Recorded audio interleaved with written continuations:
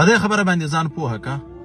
چې پښتانه 98% د خپلو ښځو نه یریږي. 98% 2 کسان نشم ویلی.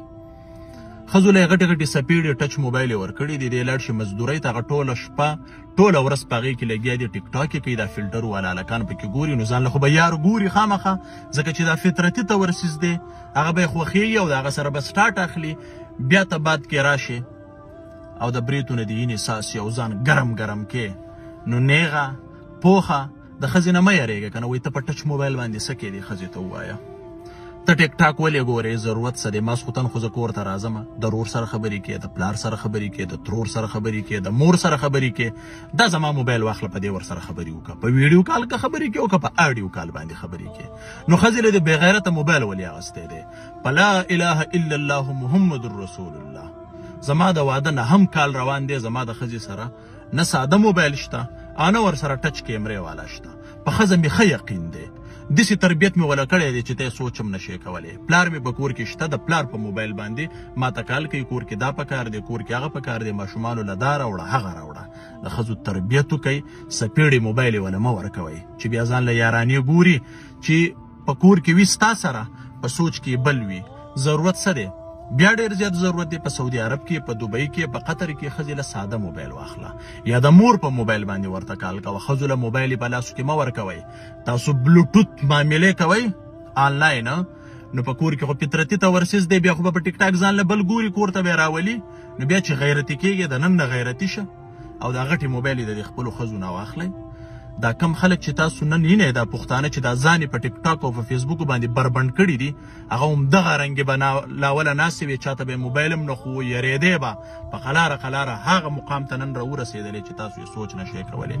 د الله د رضا دپاره سوال درته کوم پښتنو ځانونه هم شرمولي دي ځانونه مه شرموئ د خپل خور نه د خپلې لور نه د خپلې ښځې نه دا موبایل یې واخلئ جوله یې ورته خوره که چې په موبایل باندې څه کې ټیک ټاک یې ولې جوړې ضرورت دی خبرې ته څه دی چې سبا دې کور ته پردي سړي راځي او په لاره کې درته ولاړې او د خلکو سره په غویمې اوړې او پردي خلک هم ولې او خپله ښځه هم ولې او بچي هم خوارې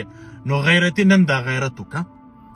او که بیا هم د ښځې نه یېرېږې سوال مینت ورته وکوئ ښځې خدای ته وګوره زه دې خاوند یمه ستا چې څه پکار دي هر یو څیز به دله زه رارسومه زما د مور په موبایل زما د پلار په موبایل باندې په دې ساده موبایل باندې ما ته ټلیفون وکړه زه هر یو څیز راولمه خو دا څیزونه نه منمه خدای ته وګورئ تاسو خو ځان دومره بې غیرته کړی دی چې تا یو طرف ته مخ اړولي په موبایل کې لګیا یو ښځې دې بل طرف ته موبایل باندې مخ اړولې وي د بل سره لګیا ولې ته په دې باندې پوهېږې نه الله ته وګوره ته نه یې لګیا د نورو د ښځو سره نو چې ته د نورو ښځو سره لګیا خو ستا د ښځې سره به هم بل لګیږي که نه لږ ځان ویښ که خفه کېږی مې بریک د باندې نه نیسم ځکه د باندې بریک نه نیسم چې دا یو حقیقت دی 98% تاسو ته ما وختي وي چې ټول د ښځو نه یېرېږي نو بې غیرتو دوسانو نن ولې دا فیصله نه کې چې بیا ته هلته نیغ نیغ کېږي او هر څه دې په هنډ راغستې او خلکو له دمکیانې ورکې نن دې خپلې ښځې له دمکې ورکه که نه وایي موبایل نه منم موبایل راواخله او ماتې که نور وایي په کور کې موبایل نه منم که موبایل منم د مور سره یې منم د پلار سره یې منم څه ضرورت یې زما د پلار د موبایله زما د مور د موبایله ماته کال وکړه او کوشش وکړه چې د مور موبایل دې ولې نه وي چې هغه هم ساده وي د پلار موبایل دی چې څه ټایم هم د چا سره په ویډیو کال باندې خبرې کوي خپل ضرورت دې تر سره کې خبره خلاصه ماښام خو کور ته ځې که نه نیغه پوخه نور خو پوهې په هر څه باندې که نه نن د ښځې سره کښېنه او دغه فیصله وکړه وایي دې قصو ته بیا نه یم جوړ ښځې خفه کېږم په تا مې یقین شته په تا مې بروسه شته ستا نه مې شپږ اته څلور درې